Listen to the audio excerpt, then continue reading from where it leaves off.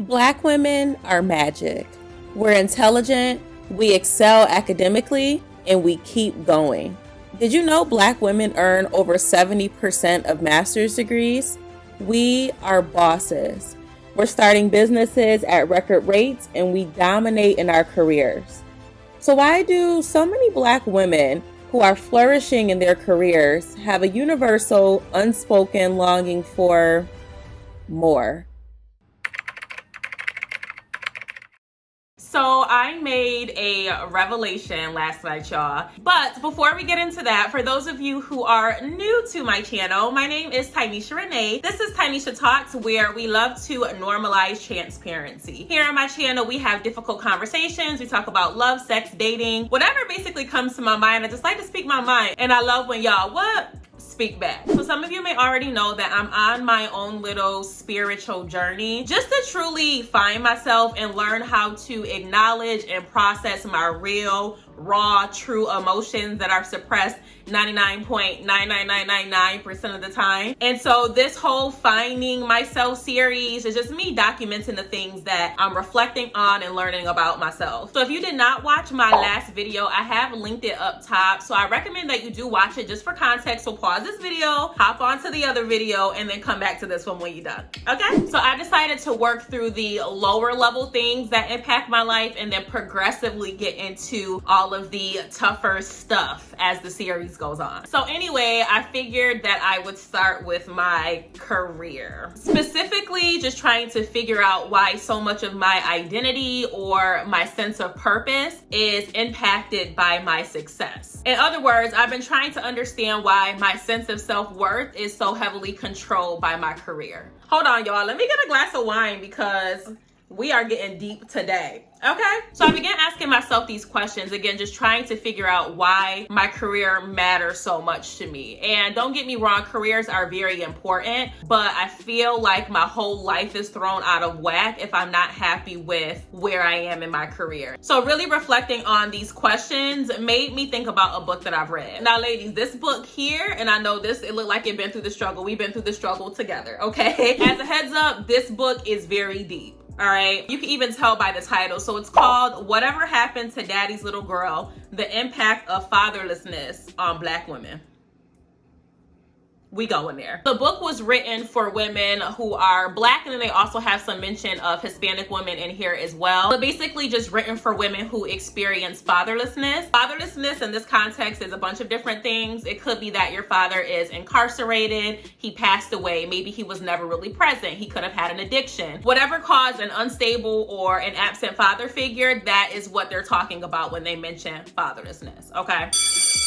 The fatherless woman is determined not to allow anyone, man or woman, to discover her wound. She develops myriad masking techniques. She may overcompensate in loving relationships by doing too much. She sculpts herself into the perfect mate. Another facet of the over factor casts the fatherless girl as the archetypal overachiever, the superwoman. It is the fatherless daughter's way of announcing to the father who left her that it is his loss. He will miss out on claiming her as part of his family. We are at the top of our class. We break the glass ceilings. We spend endless days and nights working. In many ways, fatherless girls and women adapt a masculine identity. Oh, like I said, we go in there. But it is simply a shield, a tool designed to prevent anyone from getting close enough to see the despair. I'm not gonna lie, y'all, the first time that I read that, I felt super attacked, but the author made a lot of very valid points. So basically, in a nutshell, the author is saying that women who experience fatherlessness, you have this empty void. And so we overcompensate for that void by pushing ourselves in our careers because it's a way of kind of proving your father wrong. Like, he was wrong for leaving you. He's missing out on how great you become. And it's something that we subconsciously do, right? And it's also a defense mechanism. Like, this shield, we have this facade of that we have everything together because we don't really want people to see the hurt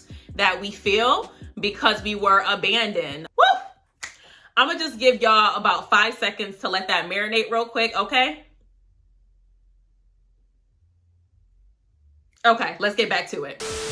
So this caused me to start thinking about my lifelong struggle with perfectionism. A lot of the anxiety or the depression that I feel stem from my career dissatisfaction, because I feel like my career is never exactly where I want it to be. I admittedly have extremely high expectations for myself, and I really don't know how to lower them, and I'm also not quite sure if I want to lower them. You know what I'm saying? I hope y'all following me so far. Let me know in the comments right now if you guys also struggle with perfectionism. So after that, I honestly went down a rabbit hole because, again, this is the way my brain works. And I started to research what causes perfectionism. So as y'all can see here, there's multiple different reasons why someone might be a perfectionist. But the one that stood out to me was this last bullet point. And it talks about an insecure early attachment. People who had a troubled attachment with parents when they were young may experience difficulty self-soothing as adults. They may have trouble accepting a good outcome as good if it's not perfect. Psh, psh, psh, psh. Shots fired, ho. No, but in all seriousness, seeing that made me realize that I really have a lot of childhood trauma to work through in relation to the relationship that I have with my parents. You know, just with my upbringing, the things that I saw, because I believe I do have an insecure attachment with them, which we will talk about later on in the series. Let's be real, you know, most of us do have some form of trauma from past experiences that have shaped who we are today. I am totally aware of that when it comes to my relationships. I am definitely cognizant of the fact that because I'm a perfectionist and I have high standards for myself, I also have extremely high standards for other people, because my relationships, woo child, woo, perfectionism really be out here giving me like a mad rounds, giving me a left hook. But just to kind of bring it back in, I think that one, this is very telling of how your childhood and your parents shape you. But two, it's like a flashing red sign that we likely have a lot of buried stuff that impacts us on a daily basis, and we don't realize it because we're not taking the time to reflect. Woo child, this is getting deep, y'all. And, you know, the rabbit hole just kept unfolding from that point, okay? I began to think about societal trends. Black women and Latinx or Hispanic women have the two highest rates of fatherlessness in women. And unfortunately, Black women, like myself, we are number one on that list. Coincidentally, Black women are also leading in pursuing higher education and also in pursuing entrepreneurship. Do y'all see where I'm going with this? Are y'all seeing the dots connecting? So basically what I'm saying, my hypothesis is that there are a percentage of Black women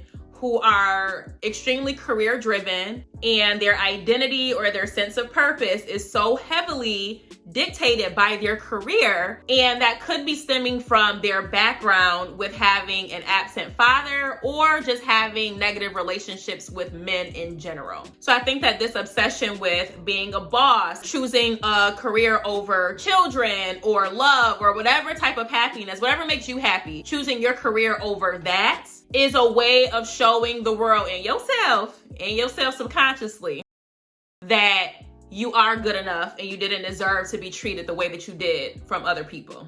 I can just feel that there's somebody watching this who's like already typing, ready to respond to my hypothesis and shut it down. So I'm gonna give a little disclaimer, okay? I know, and you know, and the world knows that there are some Black women who are truly career driven, and they're completely satisfied in being focused on their career. It doesn't necessarily have to be the result of something traumatic that happened to them. But there is a good percentage of women who are not happy with just focusing on their careers. Despite what they display to society, they might feel lonely or dissatisfied in life. So they use their careers to overcompensate for that void. End disclaimer. So what about those women? Those are the women that I'm interested in learning more about. The women who are like me. It's so crazy because like my entire life, I've always been really intelligent, right? Advanced classes, dean's list in college. I never really understood why my education motivated me so much. Now I realize that the accolades that I got for doing so well in school and just trying to better myself, that made me feel good. It made me feel like I had purpose. And now I realize that there's a connection between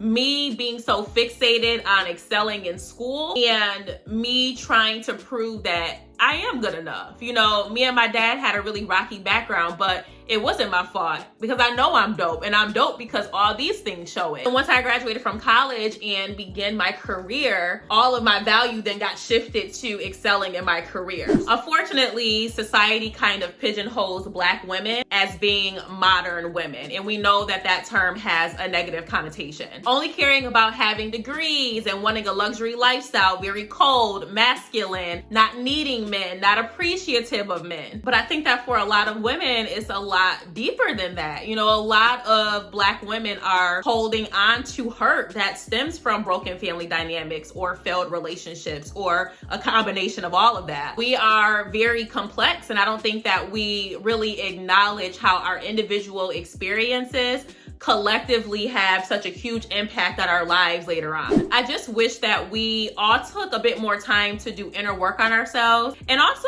just try to see things from other perspectives. Really just understanding that we all have a story, but some stories are written in invisible ink. I totally just made that up, y'all, but the ones who get it, get it. Basically, what I'm saying is that we all have our own story, right? We all have our own background, our experiences that have made us who we are today. Some people are a bit more vocal or aware of their background, and so you can really understand why they are that way. But there are some people who are not, the ones who hide their background or suppress their backgrounds, hence the people who have their stories written in invisible ink. So it might not be as evident why they are that way. In this case, I'm gonna specifically reference Black women because I think that Black women are some of the most misunderstood people in society. But there is a story there if you really took the time to actually dig deeper. We are so much more than baby mamas who are difficult and overly independent. All right?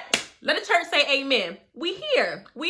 So yeah, that was my moment of reflection. I hope that it resonated with y'all. I'm telling you, listen to me when I tell you, okay? Zoom in real quick. Zoom in. Are you listening? 2022 is the year of releasing trauma and baggage, okay? Clean out those skeletons in your closet. So please talk to me in the comments. Y'all know I love to keep everything interactive. Let me know your thoughts on this video today. Question number 1, do you feel like you struggle with being a perfectionist? And if you do, where do you think that is coming from? 2, do y'all feel like Black women have a tendency to choose their careers over happiness? And again, happiness can be love, children, relationships, whatever the case may be. If you answered yes to that question, do you think that an obsession with bossing up, leveling up, chasing career goals is a way of overcompensating for insecurities in other areas of Black women's lives? Today, we specifically talked about fatherlessness and maybe failed relationships. But if you think that it's connected to something else, let me know what you think in the comments. All right, y'all, but I'm about to head out. If you have made it this far in the video,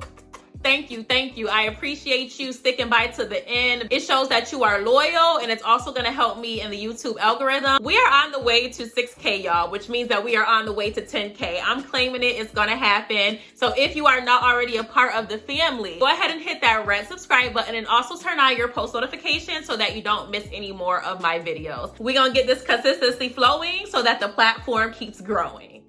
Okay? All right, y'all, but as always, stay safe, stay blessed, and until next time, y'all, bye.